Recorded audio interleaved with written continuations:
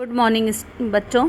अब आज मैं आपको संस्कृत पाठ्य पुस्तक से 12 चैप्टर का पाठ सुनाने वाली हूँ।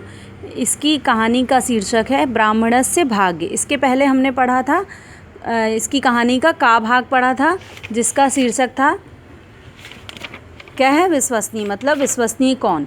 अब है इसका अगला पार्ट है, पार्ट है जिसका शीर्षक है ब्राह्मणस्य भाग्य, मतलब ब्राह्मण का भाग्य। इसकी भी मैं संस्कृत में पहले कहानी पढ़ के सुनाऊंगी, उसके बाद हिंदी में अनुवाद आपको सुना दूंगी।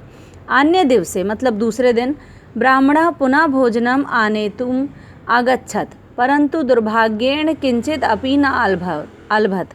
तदैव सः वानरस्य कथनम अस्मरत्, तस्य समीपे च आगच्छत्। वानरः तं विलोक्य प्रसन्नः अभवत्, मधुराणि फलानि च अयच्छत्।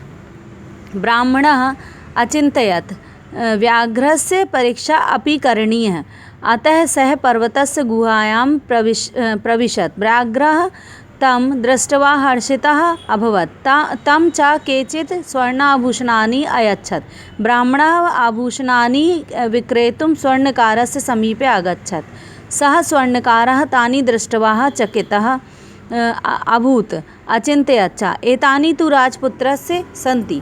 सः ब्राह्मणं स्थातुं कथित्वा राजसभां प्राप्य आभूषणानि अदर्शयत्।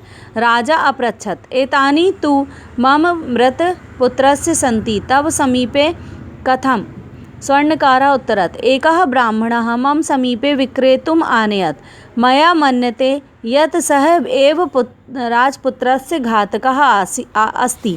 राजा ब्राह्मणं कारागारे अक्षिपत्।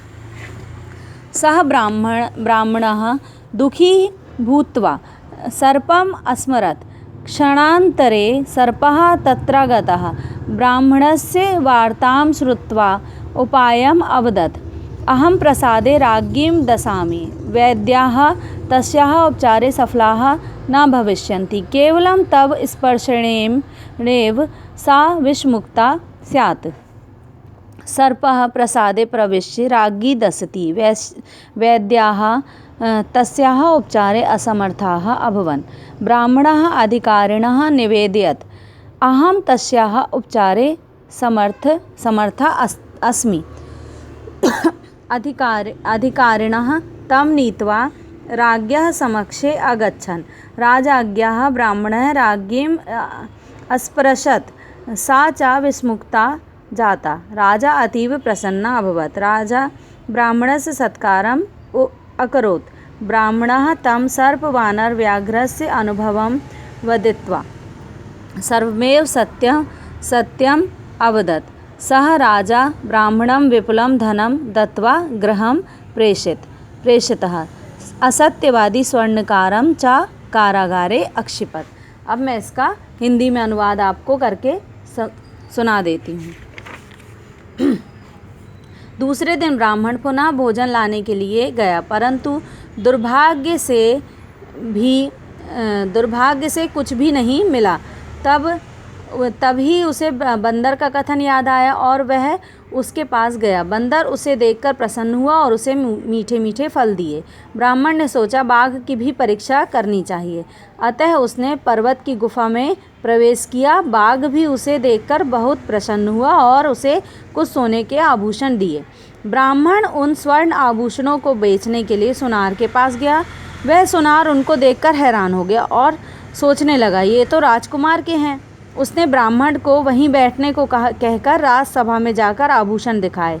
राजा ने पूछा, ये तो मेरे मृत पुत्र के हैं, तुम्हारे पास कैसे? सुनार ने उत्तर दिया, एक ब्राह्मण बेचने के लिए मेरे पास लाया था।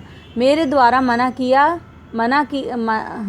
गया कि यह ही राजकुमार का हत्यारा है। राजा ने ब्राह्मण को जेल में डाल दिया। उस ब्राह्मण ने दुखी होकर सांप को याद किया। एक क्षण में ही सर्प वहां आ गया। ब्राह्मण की बात सुनकर उपाय बताया, मैं महल में रानी को डस लूँगा। सभी वैद्य उसके उपचार में सफल नहीं होंगे, केवल तुम्हारे स्पर्श से ही वह विषमुक्त होगी। सांप महल में प्रवेश कर रानी को डस लेता है। सभी वैद्य उसके उपचार में सफल नहीं हुए। फिर ब्राह्मण ने अधिकारियों से निवेदन किया, मैं उस रानी का उपचार करने में समर्थ हूँ। अधिकारी उसे लेकर राजा के सामने गए। राजा की आज्ञा से ब्राह्मण ने रानी को छुआ और वह विषमुक्त हो गई। राजा बहुत प्रसन्न हुआ। राजा ने राजसभा में ब्राह्मण का सम्मान किया। ब्राह्मण ने उसको मतलब राजा को सांप, बंदर, बाघ का अनुभव बताकर सब कुछ सच बता दिया। उस राजा ने ब्राह्मण को बहुत सा धन देकर भेज दिया और झूठ बोलने वाले असत्यवादी सुनार को जेल में डाल दिया। तो देखा बच्चों आपने कि झूठ बोलने का क्या परिणाम मिलता है, इसलिए हमेशा हमें सच बोलना चाहिए और सत्य का ही मार्ग हमें करना चाहिए, कभी भी असत्य के मार्ग पर नहीं चलना चाहिए। इसकी क्वेश्चन आंसर्स और PDF में आप एक्सरसाइज की PDF बना के सेंड कर दूँगी।